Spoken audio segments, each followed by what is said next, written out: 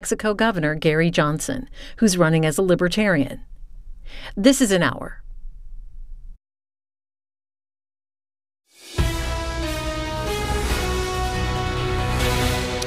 Good evening, I'm Doug Fernandez. Welcome to our Commitment 2018 coverage and the KOAT Albuquerque Journal U.S. Senate debate. The candidates tonight, Democrat Senator Martin Heinrich, Republican Mick Rich, and Libertarian Gary Johnson. On our panel, asking the questions tonight is my co-anchor here on Action 7 News, Shelley Rabando, and Albuquerque Journal Senior Editor Kent Waltz. We'd also like to thank the League of Women Voters for keeping track of the timing for us in tonight's debate. Now, before we get started, let's take a quick look at the rules for tonight's debate. Candidates will each get 90 seconds for an opening statement in an order we drew a short time ago. Then we will take a few questions from Shelley and Kent. Each candidate will then have 1 minute and 15 seconds to respond and a 30-second rebuttal opportunity. Twice during the debate, each candidate will be able to ask their own question of one of their opponents. Then at the end of the night, they will all get 1 minute for a closing statement. Now, per the drawing, Gary Johnson will go first with your opening statement. I'm Gary Johnson. I'm running for the U.S. Senate. I grew up in New Mexico. I started a one-man handyman business in Albuquerque, grew it to over 1,000 employees. I got elected governor of New Mexico. I think the takeaway from my having been governor is the promise that I made when I was running. I promised to put the issues that should be on the front burner, regardless of the political consequences. So I was not a wallflower as governor. And I think what people saw was honesty. I think what they saw was transparency, and I think they saw respect. I think the biggest issue facing this country right now is the deficit, is the fact that we're going to have $1 trillion this year in added deficit to the $21 trillion that we already have.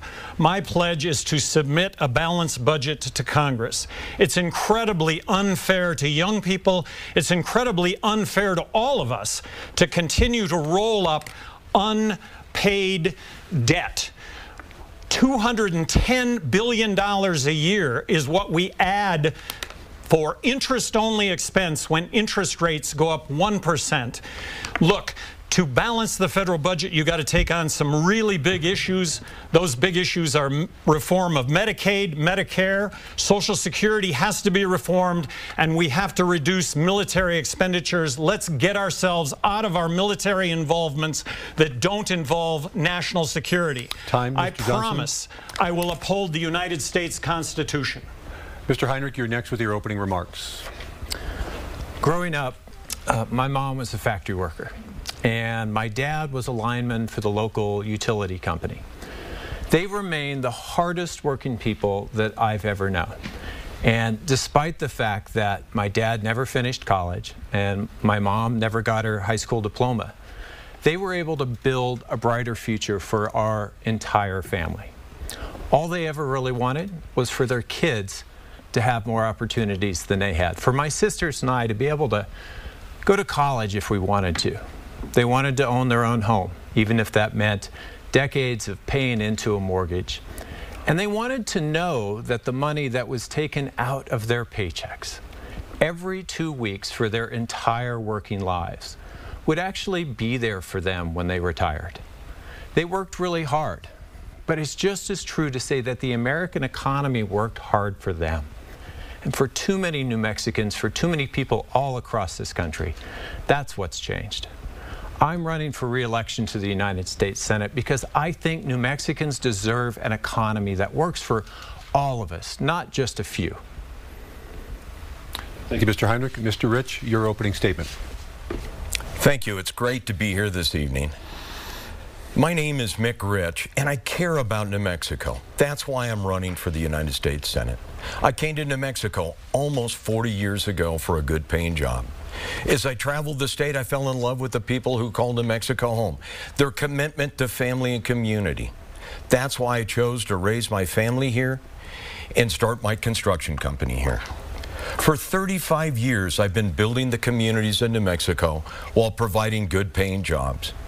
As an advocate for vocational training and education, I helped start one of the first vocational education programs in the state, as well as several apprenticeship programs. I am a Catholic Christian, and I believe in the sanctity of life. Today, our state is struggling. We have one of the highest unemployment rates in the nation. Our crime is out of control. And we have one of the lowest graduation rates for high school of any state in the union. And Senator Heinrich, he's focused on more wilderness. He has become a Washington politician. He has abandoned New Mexico.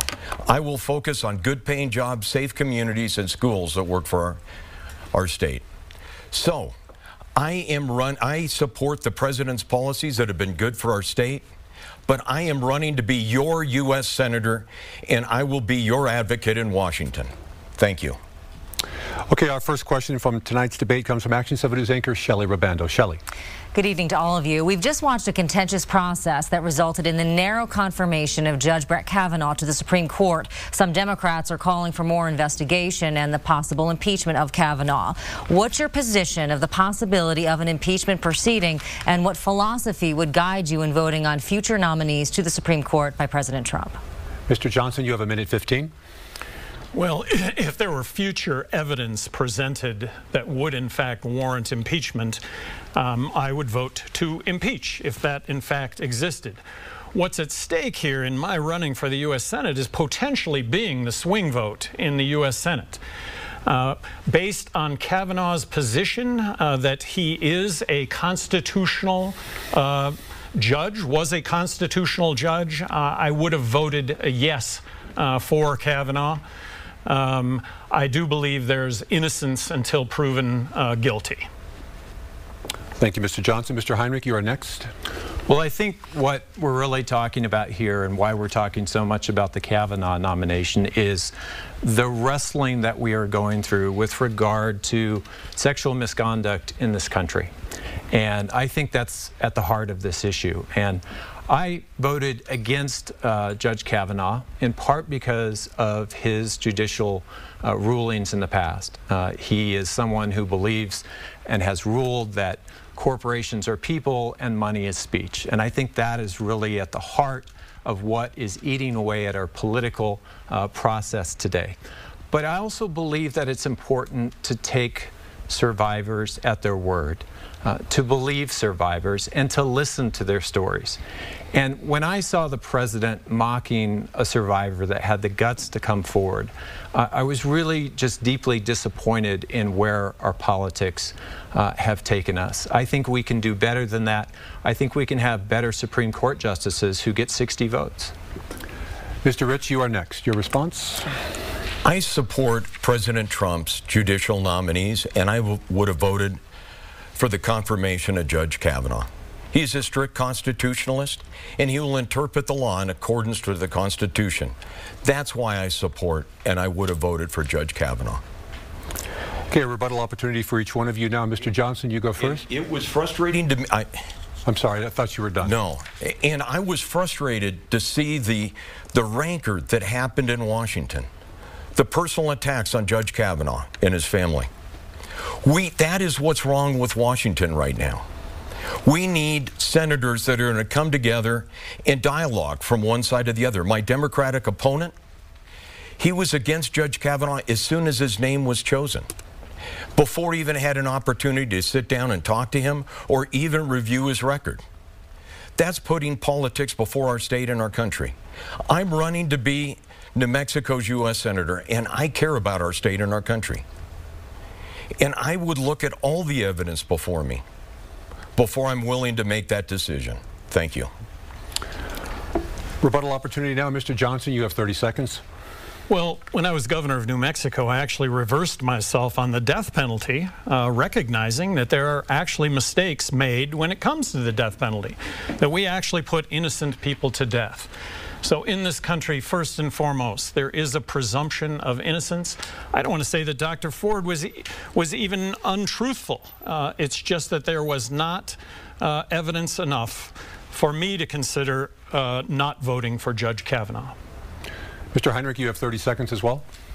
All I called for was to get to the bottom of it, to have a real FBI investigation. And unfortunately, what we had instead was a bit of a show for about 5 days. My opponent, Mr. Rich, made a comment that I should go to a high school and tell kids that if they do something inappropriate, they shouldn't have a future. Sexual misconduct, sexual assault is not just inappropriate, it's a crime. Mr. Rich, 30 seconds as well. I support our young people. As a U.S. Senator, I am running for all New Mexicans. Going to hear all the evidence before me and judge that evidence. Judge Kavanaugh got a fair hearing. Dr. Ford got a fair hearing. We've seen the evidence. It's time to move on. Thank you. Okay, our next question in our debate comes from Albuquerque Journal senior editor Kent Waltz. Kent. Thank you, Doug, and good evening. What can the Senate do to improve, control, or even lower health care costs in New Mexico and the rest of the country? This time, Mr. Heinrich, you go first. Well, the first thing we can do to improve the cost of health care is to stop inserting so much uncertainty into the system. You know, we just saw ACA rates go down this year by a small amount, but they went up for 2 years because of the uncertainty in the system. And private sector health insurance rates have gone sky high in the last few years. We need to stabilize this system. There's been bipartisan legislation to do that. People like Patty Murray and Lamar Alexander, both of which I've worked extensively with, have said we can pass something, we can put reinsurance in place and other things that will lower costs and create stability in the system again. But this president was hell-bent on destabilizing the system, on undermining the protections we have for pre-existing conditions, on repealing without replace the Affordable Care Act. That would have been devastating for New Mexico. The Affordable Care Act brought billions of dollars into this state, grew thousands of jobs in this state, and lowered our uninsured rate.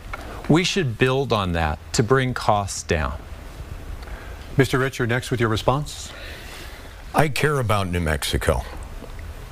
Insurance, health insurance is a big deal. It is for my family.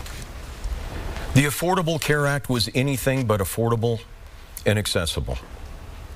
I am for affordable, accessible health care.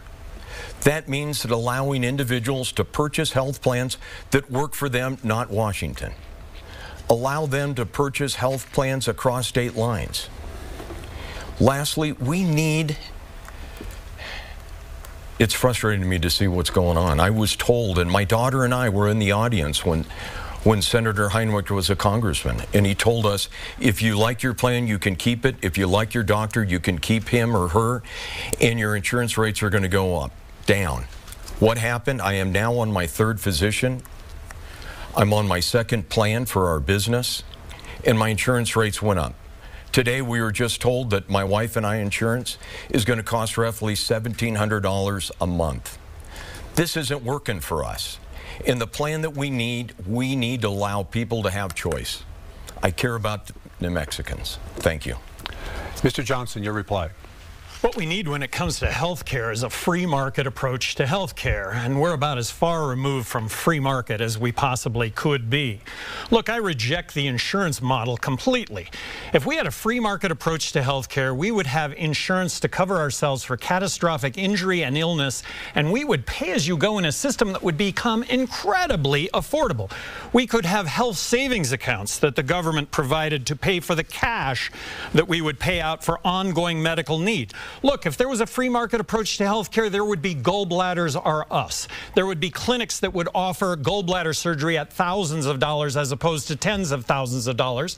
And you can extrapolate that when it comes to Stitches Are Us, X-rays Are Us, I'll read your X-rays by Radiologists Are Us. This is what we could be doing. And look, the problem with the Affordable Health Care Act, it's anything but affordable, and it doesn't cover anything.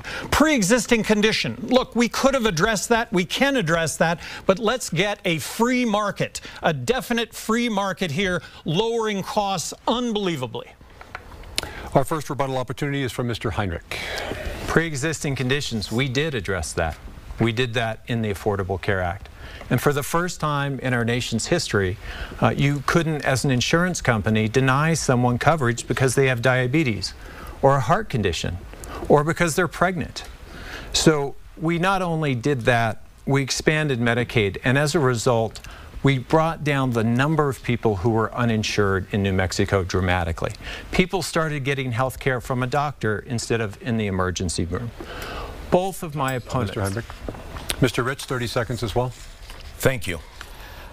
Pre-existing conditions are a big deal. It's huge. My family experienced that very thing when our youngest daughter, my wife, was pregnant with Margaret, and it became a complicated pregnancy and we lost coverage. So we were able to get coverage through the insurance pool, the state insurance pool. So that's important. Pre-existing conditions, we need to ensure that those are covered. Thank you.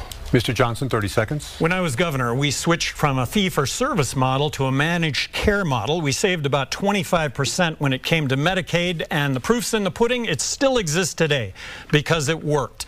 But what we need is an innovative approach. What we need is somebody that's not a wallflower in Washington that's willing to take on these issues. And right now, everybody's got their heads in the sand over these issues. Okay, our next question in our debate comes from Action 7 News anchor Shelley Rabando. Shelley? What role do you believe the federal government should have in the education of our children? Mr. Rich, you go first. I believe that we need to get the federal government out of the classroom and let teachers teach. Right now, federal bureaucrats in Washington, the Department of Education, are getting at twice what our teachers are being paid. And they're not paid teaching a single student. There's something wrong there. So what we need to do is put the control back to our teachers, back to the communities in our state. Allow them to teach the students what needs to be done. We need to do it at a local level. Having Washington control what's going on in our classroom isn't right. And this continues to go on, and this needs to come to an end. I care about our state. I built the schools around our state. So I am committed to the education for all New Mexicans. Mr. Johnson, you're next. What the federal government needs to do is abolish the Federal Department of Education. Somehow we think the Federal Department of Education was established under George Washington. It was established under Jimmy Carter. And when I was governor, I did an analysis on federal funds to New Mexico. Guess what? We give Washington 12 cents. It goes through a wash and dry cycle. They give us back 10 cents when it comes to education. 12 cents to the Department of Education, we get back 10. But it comes with 15 cents worth of strings attached. You got to do A, B, C, and D to get your 10 cents, but it costs 15 cents. So if the Federal Department of Education never existed, there would be more money in the classroom in New Mexico. Get the federal government out of education. Thank you, Mr. Johnson. Mr. Heinrich, you are next, 1:15. Well, I wouldn't start by abolishing the Department of Education, in part because it's been absolutely critical to making sure that people with disabilities and other groups that had been discriminated against historically could actually get a public education, and that's really important. I actually worked with my colleagues on both sides of the aisle to craft a complete reform of what we used to call No Child Left Behind. That was what put bureaucrats in charge and testing to the point of not being able to teach in the classroom. We reformed that to put teachers back in the driver's seat. The reason why that's not the case in New Mexico is because our governor hasn't taken that legislation up and actually implemented new rules. But we also need to do more. We need early childhood investment in our state. States across the country are doing that, and we're falling behind. That's why our workforce is falling behind. And we need to lower college debt. We should do what we did for the GI Bill, where we updated it to make it work like it used to. We should do that for the Pell Grant. Thank you, Mr. Heinrich. 30-second rebuttal opportunity, Mr. Rich. I don't know what to say. What I'm hearing from Senator Heinrich is the fact that we need more control in Washington. Central planning has never worked.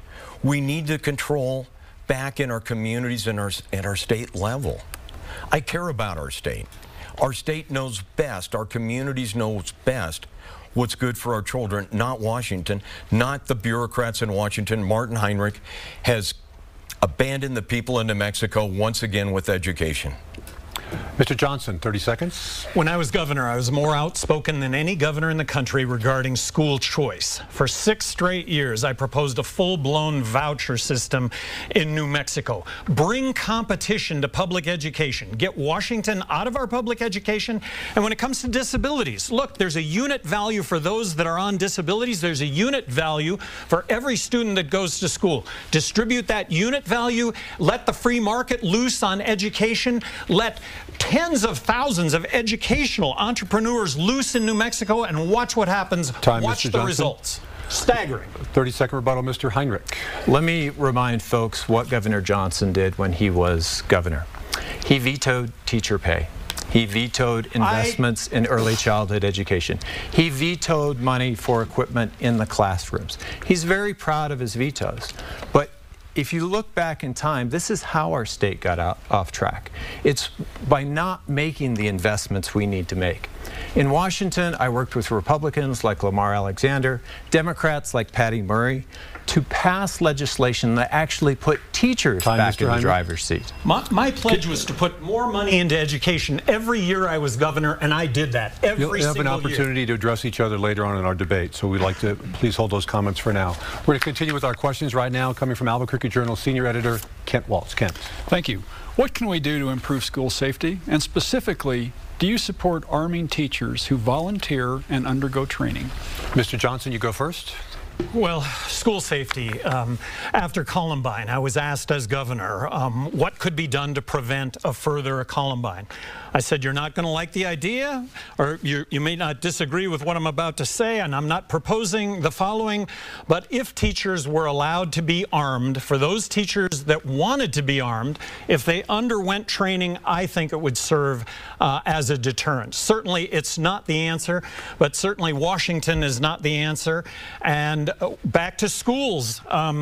Look, money in the classroom. I pledged to put more money in the classroom every year I was governor, and every year as a percentage of the budget, education increased. It gave me the license to criticize education, public education in New Mexico, because the results did not follow the money. And hence I took up the position of school choice in a really big way. Bring competition to public education. Watch, the results will be amazing. Thank you, Mr. Johnson. Mr. Heinrich, you are next. I'll just start and say that competition is code for privatizing education. I don't support that. But going back to the issue of school safety, you know, I'm a gun owner, and some of my best memories with my own sons have been legally and appropriately using firearms. But we have an epidemic of firearm violence in this country, and we need to actually do something about it. You know, my mother-in-law is a teacher, and we ask a lot of teachers. She's retired now, but I can't imagine asking her to carry a firearm in her class. I don't think that's a rational way to solve these issues. We need legislative approaches like the red flag law that allows someone who's deeply troubled to have their firearms temporarily taken away. There are things that we can do that protect legal, appropriate firearms owners, but make sure that firearms don't fall into the hands of the violent or the mentally ill. Mr. Rich, your response? My heart goes out to those families that have wished their son or daughter goodbye in the morning as they go away to school, and then get a call in the afternoon and saying they're not coming home. I can't imagine what that's like. I care about the people in New Mexico, but also I care about, and it's important to me, the Second Amendment. No one should lose their Second Amendment right without due process. My daughter was last year in college. I got a call from her saying that there was a stalker. I had to go up to Colorado and file an injunction against this individual, a restraining order. Stop in at the school. We talked about it.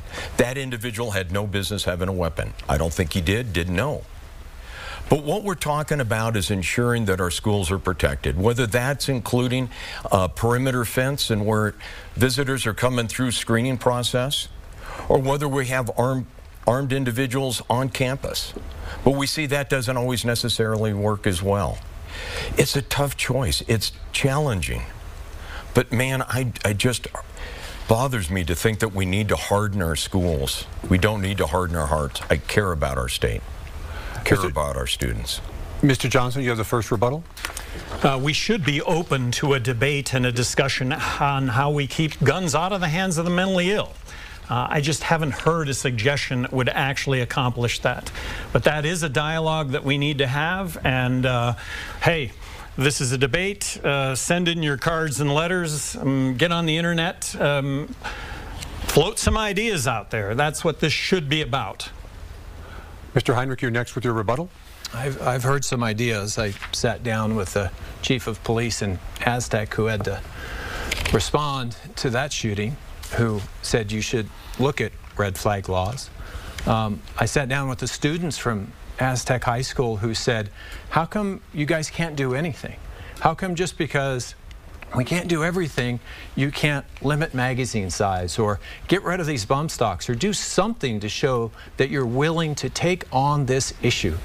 I am willing to take on this issue, and as a firearm owner, I think I have a special responsibility. Mr. Rich, 30 seconds for you as well. Yeah, we've worked in in Aztec as well as on the high school in Aztec, as well as in Roswell. It breaks my heart to see what's happened. It's not an easy solution, and it's not just a matter of technology. It's a matter of figuring out due process. How do we decide who is allowed to have a weapon? And then for what to do when those individuals do. It's not a simple answer. But I am committed to find that answer as your next U.S. Senator. Time, Mr. Rich. Okay, now we're going to give each candidate a chance to ask their own question to one of their opponents. You'll have 30 seconds to ask it, 1 minute and 15 seconds to respond, and you'll get a 30-second rebuttal opportunity. Mr. Heinrich, you get to ask the first question.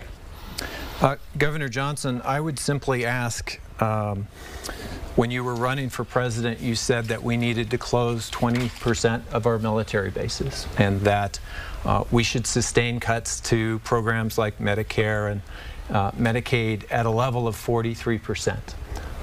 I think those things would be devastating to the state of New Mexico. Do you still support those positions? Unique to New Mexico, making the case to balance the federal budget, unique to New Mexico is the fact that all military assets in the United States belong in New Mexico. Things don't rust. We've got the ground space to conduct ground maneuvers. We've got the most restricted airspace of the lower 48 states. We've got the only supersonic corridor. When I was governor, I oversaw the BRAC Commission, which was slated to cut New Mexico bases. I should have headed up BRAC as governor of New Mexico, and we came out of that process actually gaining military assets. It's an argument unique to New Mexico, but my pledge to balance the federal budget, look, I think we'll end up gaining military assets because it's a legitimate argument. I would also make that same argument when it comes to the labs. Look, the infrastructure's here. We're spending money for infrastructure in other parts of this country, building new infrastructure. Why build it there when we could build it here? When you tighten the belt, when you balance the federal budget, you look to spend money most efficiently. In those two areas, money most efficiently spent is in New Mexico. Thank you, Mr. Johnson. Rebuttal, Mr. Heinrich, 30 seconds. Well, I just don't think it's credible to say we're going to cut everywhere else, but not in New Mexico. Maybe if there weren't 48 senators from states other than New Mexico, you could do that. I think that's a pretty flippant answer. It did happen and with, it's not BRAC. Not a serious approach. With BRAC. So I think we need a more serious approach that actually addresses these issues. Thank you, Mr. Heinrich. Mr. Rich, you have your opportunity now to ask your question of one of the opponents. Senator Heinrich, I'm sure you would agree with me that it's important that we represent New Mexico and Washington. As New Mexico's U.S. Senator, how many bills have you authorized and sponsored, and I mean sponsored, that have passed into law since you've been a senator in Washington? Off the top of my head, we passed legislation that was signed by President Trump regarding FERC, the Federal Energy Regulatory Commission, just in the last few weeks. I've passed legislation through the Senate, but more important, it's not about whose name comes first on a bill. What I've learned in Washington is if you're not trying to grab the credit all the time, you can do amazing things for the state of New Mexico. Now, the National Defense Authorization Act happens every single year. I'm a part of that. This year it had John McCain's name on it, which is only right. But that's how I've been able to grow thousands of jobs at our national labs, at Sandia National Lab, at Los Alamos National Lab. We've grown about 3,500 jobs over the course of my first term in the United States Senate. It shouldn't just be about credit. It should be about getting good things done. That's how I've brought new missions to New Mexico, like 4 squadrons of F-16s at Holloman Air Force Base, or the Missile Defense Battalion at White Sands. We can do better. Mr. Rich, rebuttal, 30 seconds. We didn't hear him say it was zero. Senator Heinrich has sponsored and 0 bills that have been written into law. That's not true. Not only that, as U.S. Senator, but not only that, he stood by while other states took our F-22s from Holloman Air Force Base. Our F-16s were stripped from our Air National Guard, and here it is in Los Alamos Labs. It looks like Savannah River is trying to get the leadership role for nuclear deterrence for our country. All while Mr. Heinrich has been standing on the sidelines. Mr. Johnson, you asked the next question of one of your opponents, please. Martin Heinrich. When I ran for re-election as governor, I controlled the debate process. I debated my opponent 28 times. Marty and I debated 28 times. Martin Heinrich, F-16s, Holloman is slated to become the largest F-16 base in the world, 115 F-16s.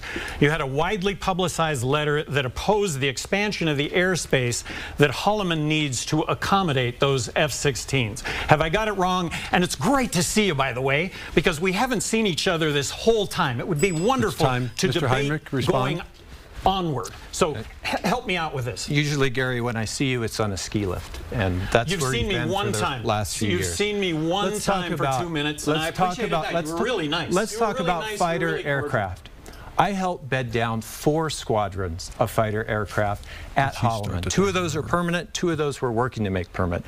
That's 4 times as many as were there when there were F-22s. And by the way, I wasn't in the Senate when those F-22s disappeared. I've worked consistently to find new airspace, and we're going to be able to do that because the German tornadoes that have been using the airspace in southern New Mexico have moved back to Europe, and we'll be able to put all of those F-16s to use here in New Mexico with some of the best airspace in the world. We don't have to compromise and give up our greatest natural resources that drive a $10 billion economy worth 100,000 jobs to protect our national security. We can do both, and I've done both. Mr. Johnson, rebuttal, 30 seconds. Well, I got to call BS on the $10 billion and 100,000 jobs. But back to the F-16. You wrote a letter saying that you opposed the expansion of the airspace because it would negatively impact the Gila wilderness experience. I wrote a letter similarly. Look, we should be with open arms. We should greet the Air Force and say, look, we want this expansion, and yes, there are issues regarding the expansion of the airspace, but we'll deal with them. Did you not Time's write up, that Mr. Johnson. editorial? Time's up. Okay, our next question comes from Action 7 News anchor Shelley Rabando. Shelley? Do you think our border with Mexico is secure enough in terms of both illegal immigration and drug trafficking? And if not, what would you suggest to make it more secure? Mr. Heinrich, you go first. Well, our border can always be more secure, and we should work to make it more secure. And when I've met with ranchers, when I've met with local residents, when I've met with elected officials all along that border, they think the idea of a 3rd century wall in a 21st century era is just ridiculous. We should be investing in technology. We should be supporting the people who patrol down there. We should also be investing in our ports of entry. Most of the drugs that come into the United States, most of the contraband, doesn't come in across some remote stretch of the border. It comes in through our ports of entry. And most of my colleagues don't know the difference between a Customs and Border Protection officer and a Border Patrol agent. I do, and that's why I've been making smart investments in our border. We also need to address immigration.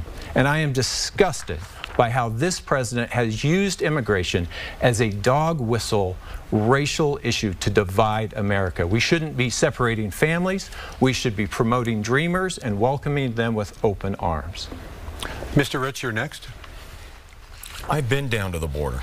I've met with the ranchers down there. I remember I pulled in there, and 25 miles from the border. We talked for about 2.5 hours. We talked about they have a chihuahua. Why? Because when the drug runners come through their rangeland, right through their property, the middle of the night, rattling the doors and windows so they know.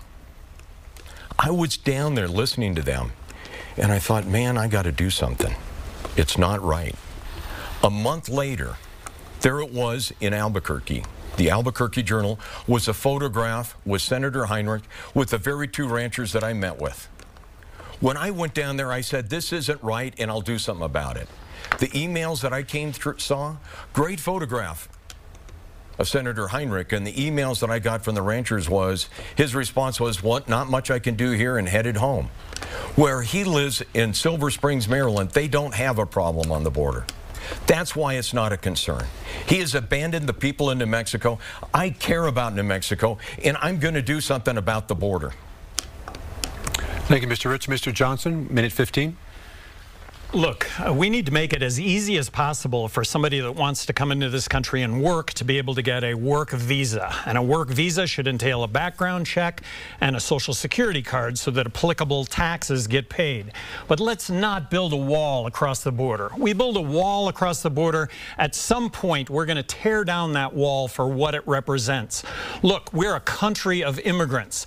And when it comes to immigrants from Mexico, they are hardworking and they add to our economy. They come in, they buy things, they pay taxes. It's a good thing. Border security. Look, I'm not suggesting in any way that we decrease border security. We don't want drugs coming across the border. We don't want truckloads of convicts coming across the border. But that's really not happening, and that is due to the fact that we do have border security, hardworking individuals doing their job. They're doing a good job. Let's not build a wall, but let's fix our immigration system. It's broken. Mr. Heinrich, rebuttal, 30 seconds. Well, I've been going down to that same stretch of border since the 1990s. I camp down there, I visit friends, I spend time down there, I hunt down there. We can do a whole lot better, and I have yet to meet someone working and living down there who thinks the answer is a border wall. It's not a border wall. We can make smart investments in our border security, and we can have a reasonable, rational immigration policy. I mean, I had a guest at the State of the Union, Yvonne Orozco. Time's up, Mr. Heinrich. I apologize. Mr. Rich, 30 seconds as well. I don't know where to begin. Senator Heinrich was a congressman in Washington when the Democrats had full control of the House, the Senate, and the White House. Senator Heinrich and the Democrats committed to make a difference in immigration and in immigration policy. What we have and they did nothing. What we have right now is open borders and sanctuary cities. That is not an immigration policy. That is career politicians shirking their responsibility. Martin Heinrich has abandoned New Mexico. Time, Mr. Rich. Mr. Johnson, 30 seconds as well.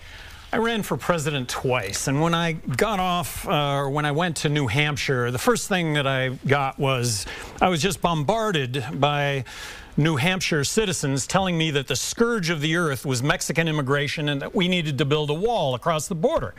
I went to Iowa and found the same thing to be true. It was my voice that said, no, I'm a border governor. This is not true. Everything that you're saying is not true. And when we build the wall across the Mexican border, then we should build a wall across the New Hampshire Canadian Mr. border? Johnson. Oh, that's about the stupidest thing we've ever heard. Well, the wall across the border is about the stupidest thing Our I've next ever heard. question comes from Albuquerque Journal senior editor Kent Waltz. And a reminder to our candidates, please, you're having an easier time with the minute 15 for the answer, the tough time with the 30 seconds for the rebuttal, so please keep to the 30 seconds. I'm sorry, Kent, go ahead. Thank you. Let's stay on the topic of immigration. If you could write your own immigration reform policy, what would it look like? Mr. Rich, you go first. It's very simple. Number one is, if you're not a citizen of the United States, whether you're legal or illegal, you're not a responsible member of the community, you break our laws, you can't stay here. Two, if you've come here illegally, and we need to establish that date, if you come here illegally, you get a card to stay. But if you want a path to citizenship, then you need to exit our country and go back home and then re-enter legally. For those DACA, my heart goes out to them. You came here with your parents. We need to have a path forward for you.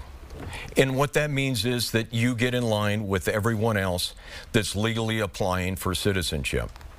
I've talked with immigrants that have worked through the system.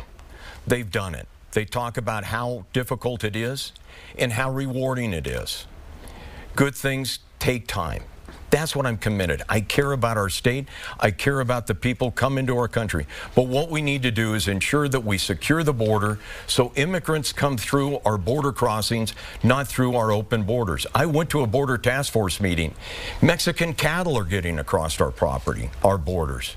If Mexican cattle can, immigrants can, everybody can. We need to do something. Mr. Rich. Mr. Johnson, you're next. Well, what we need to recognize is the main category of illegal immigrant is somebody that came here legally on either a travel visa or a work visa. It expired. It was a different time, different day. They stayed. Different time, different day. They raised families. They became taxpayers. And now we're going to deport these hardworking individuals. We're separating families at the border. If I could write my own piece of legislation, let's make the line moving to get a work visa. And if you can make the line move to get a work visa, those citizens from Mexico that want to come into this country and work will stand in that moving line. Mr. Heinrich, you're next. Well, in the Senate, I helped to pass immigration reform. We did it in a bipartisan way. We dealt with the dreamers. We dealt with folks who are already here, who've overstayed a visa and whose only crime is their immigration status. And they should be able to get in that line and become American citizens by earning that right. You know, I'm tired of the narrative that Governor Johnson brought up, that the border is this terrible, lawless place. When you spend time in Lordsburg and Deming and Mesilla, you know that that's not true. I'm not. No. Right. And I believe that not only can we do this better, but we'll be so much better for it. Yvonne Orozco Acosta that I mentioned, she was my guest at the State of the Union address, but more importantly, not only is she a dreamer, she is New Mexico's Teacher of the Year. That's exactly the kind of folks who should be earning their American citizenship in this country. And I met a father at the border. If he'd have showed up just a few days earlier, his 3-year-old would have been ripped out of his arms. He was a refugee, not an illegal immigrant, not a criminal. I just think that this president has so polarized this country that we should come together and pass comprehensive immigration reform. 30-second rebuttal. I went to the border task force meeting a year and a half ago. I listened to the border agents talk about what's going on. I listened to a rancher stand up and say, I don't think I should be maintaining 6 miles of border fence to keep Mexican cattle off my land. People said they've been talking about it for 13 years. The folks from Washington said, let's have a committee. The time for committees is over. The time for acting is here. I agree. We need comprehensive immigration reform, but we need to secure the border. Time, Mr. Rich. We need to make sure people enter the border through border crossings. Mr. Johnson, a half a minute for you as well. When I was governor, there were a lot of situations where the federal government came in and detected someone who was here illegally, who had a family. And without exception, unless the exception was that they had been convicted of a violent crime or DWI, that I would grant a stay, that they did not have to be deported. Look, the direction that this president is pointing toward when it comes to immigration is 180 degrees wrong. Mr. Heinrich, your rebuttal, 30 seconds. We're talking about real people here. Real people whose families are being torn apart. Real people whose only crimes have been their immigration status. It should not be the job of immigration enforcement to chase grandmas through the streets in Mesilla. It shouldn't be the job of immigration enforcement to hang out outside of churches or outside of courts. We can make this better by making it a public safety focused immigration enforcement approach. And we can pass bipartisan immigration reform with the DREAM Act. Okay, our next question, because of time, there will not be a rebuttal opportunity for this particular question. And this question comes from Action 7 News anchor Shelley Ribando. Shelley. As you know, military bases in New Mexico are critical to our economy and our infrastructure. Would you support the creation of the so-called Space Force? And how would you ensure that the new military branch is partially based here. Mr. Johnson, you go first. We do have assets to accommodate the Space Force, but look, this is an expansion of government. We're going to create another branch of the military when I think this branch perfectly fits within the Air Force. We continue to spend more and more money. We continue to blow up the deficit. Look, if and I do believe this is going to cost a whole lot more money to create a new division of the military as opposed to folding it into the Air Force. But if borrowing money were the key to success, then Zimbabwe would be the center of the world, followed by Venezuela. It doesn't work. There's a day of reckoning coming if we don't address the deficit in this country. And that day of reckoning will be horrible inflation, where the money you have in your pocket will be literally worth less tomorrow than it is today. What are you going to do in that circumstance? You're going to go out and you're going to buy everything you possibly can. The shelves will be bare. That's what's in the future unless this issue gets addressed. And everybody in Washington seems to have their heads in the sand over this. Mr. Heinrich, a minute 15 as well. Well, I've got a little bit of experience with this because we have an amazing satellite mission at Kirtland Air Force Base that I have worked with for years. It was originally called ORS. It's now the Small Satellites mission there. And we were able to save that program and grow it because they take a more responsive approach that actually saves money. They're getting away from the gold-plated satellites that cost tens of billions of dollars, and they're putting satellites into space quickly and responsively. I think the devil's in the details when it comes to a Space Force. What would happen to that mission? What would happen to other missions at Kirtland Air Force Base and around our state? We need to understand that before we start talking about a new Space Force. Right now, the Air Force is doing that very well. If we keep those things here, if it's well designed, if we can gain efficiencies and save money, then I'm going to be open to it. But if it's just an excuse to create a new agency, then no, I won't be supportive. Mr. Rich, your reply. I don't know what to say. I can't believe we're actually talking about a Space Force. It does kind of put a smile on my face. I love Star Wars. But right now, Kirtland Air Force Base is home to the Space Technology Center and other departments associated with it. So it's just really an expansion of that. But what we need to talk about here today is about the current missions with our Air National Guard. Our Air National Guard has no airplanes, F-6, no F-6. We are the only state in the Union with an Air National Guard with no airplanes. We need a senator to understand that we need to have a mission for them or we're going to lose our Air National Guard. That's logistics.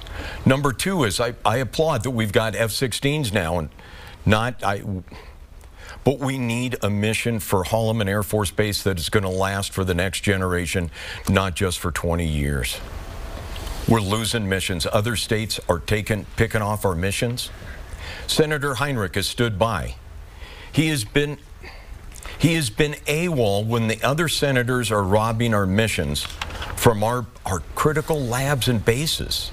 We need a senator that's going to stand up for New Mexico, and that is me. Time, Mr. Rich. Okay, now is the time for the candidates to ask another question of one of their opponents directed toward, again, one of their opponents. Mr. Rich, you would go first. Governor Johnson, you talk about open borders, you talk about, and I've heard you talk about open borders, and I've heard you talk about sanctuary cities.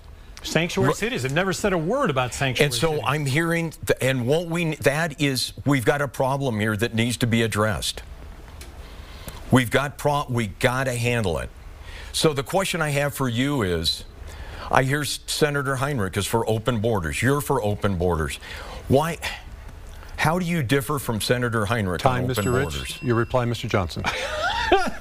Open borders. Look, make it as easy as possible to get a work visa. And a work visa should entail a background check and a social security card so that applicable taxes get paid. I'm not talking about reducing border security. I'm saying don't build a wall across the border. If that's your definition of open borders, I'm guilty. Mr. Rich, rebuttal. Gary, drugs are killing our state. Heroin, fentanyl are coming across the border. It's driving the crime in New Mexico, and it's killing our citizens. I care about New Mexico. We need to secure the border. Our citizens need it. I've gone to at least one too many funerals for an young person that died of heroin. We need to get the heroin epidemic under control, and that's securing the border. Mr. Johnson, you asked the next question. Martin Heinrich, Social Security. Now, I haven't seen you. You haven't been in any debates, and, you know, that's okay. So I don't know what your response to this is. So I see you on television. I see your ads, which says, let's protect, or let's make sure Social Security stays the way it is. How does Social Security stay the way it is when it's going to be bankrupt in 2034? I mean, doesn't there have to be reform to Social Security? And I talk about reform all the time, whether that's a combination of raising the retirement age or... So both of my opponents support raising the retirement age in Social Security. That's something that I don't support. But I do find it terribly ironic that a hedge fund manager who makes $1 million a year pays a lower Social Security rate than somebody who's a teacher in our public schools, or who's a small business person, or who's a plumber, or who's a firefighter. We can raise the cap. If we raise the cap on Social Security, we will save Social Security. But we shouldn't save Social Security on the backs of working people, on the backs of the retirees who need it most. So I am not for raising the retirement rate to 70 or 71 or 75 or anything else. I will vote to protect Social Security. Mr. Johnson, rebuttal. Well, look, there needs to be those things that you talked about, or a combination thereof. But when Social Security was implemented, the average age of an American worker was 55 years old. So nobody was going to even live to collect Social Security. Look, it's terribly unfair to young people that we're not going to say we're not going to touch the retirement age. For those already receiving Social Security, sure. And there's going to be this middle ground of those people that are going to get screwed in this. I'm getting everything. I'm getting all the benefit. We're running a $1 trillion deficit. This is terribly unfair. Your turn to ask a question of one of your opponents, Mr. Heinrich. Mr. Rich, I have a question about the narrative you sort of created about taking a hard hat to Washington. I respect the fact that you have a successful business, have done a lot of jobs, that you say you take care of your workers. But I read in the news this week that you have been working on a project in Roswell for the New Mexico Military Institute. That's something that's near and dear to a lot of people's hearts. But that project is over a year past due. They have struggled to get your contracting company to do what it said it would do. Mr. Rich? Is that how you're going to run your Senate office? I was fortunate that I was able to pass on the reins to our company to my son. He started like I did. Started at the bottom and worked his way up. Earned his way through college, and now he's taken the reins of the company. And he's been running the company for 2 years.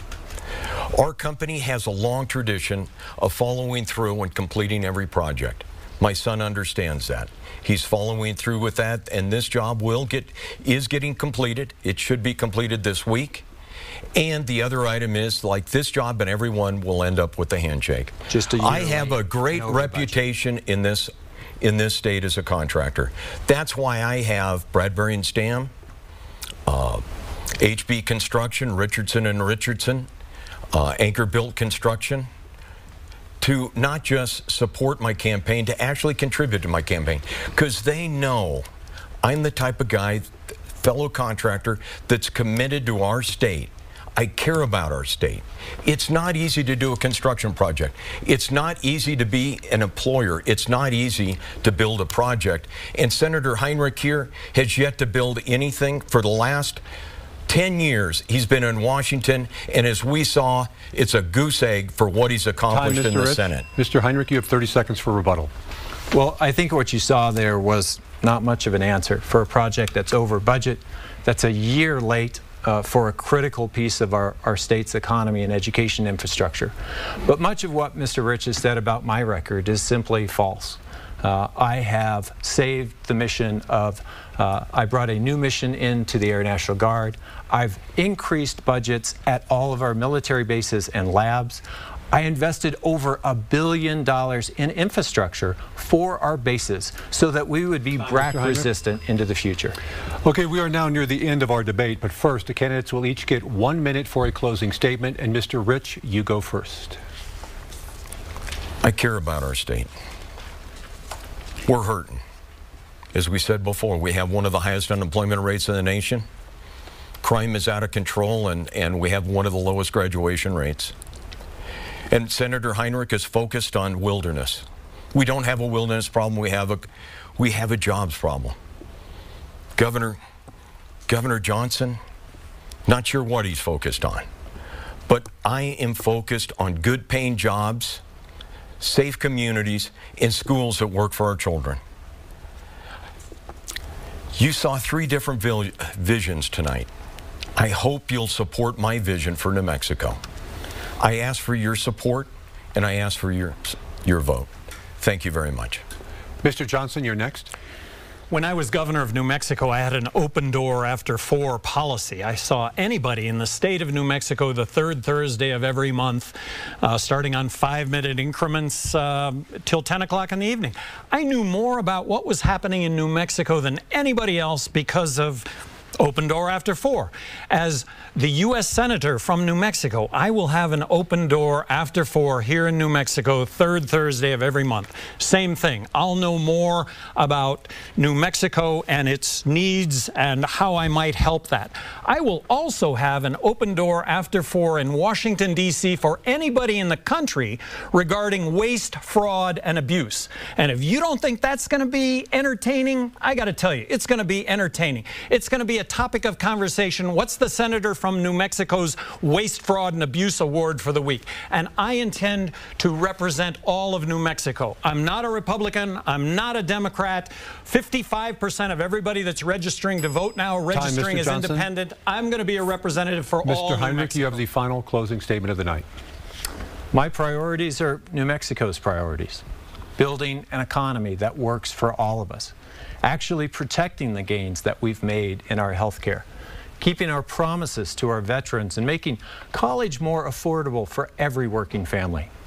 In the Senate, I fought hard to make New Mexico a better place by creating thousands of new jobs at Sandia and Los Alamos National Laboratories and making us a national leader in advanced defensive technology. I made New Mexico a leader in renewable energy and attracted billions of dollars of capital in our communities, especially rural communities. And I voted time and time again to protect your health care, especially our rural hospitals and clinics, from devastating cuts to Medicare and Medicaid. And I will always protect Social Security. Thank you. A reminder, early voting is underway right now at your county clerk's office. Now, in 1 week, 18 other early voting locations will open in Bernalillo County, and mobile voting is available in various locations.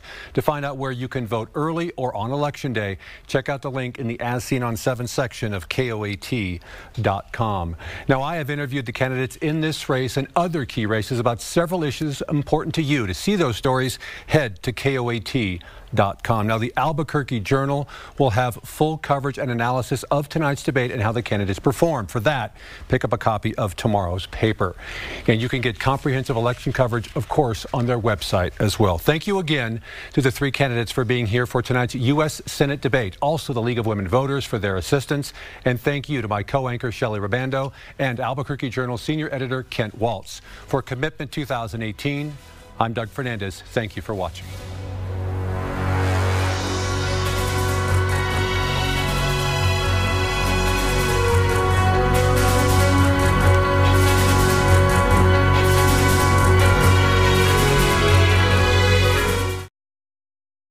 With Election Day less than a month away and the control of Congress in question, see the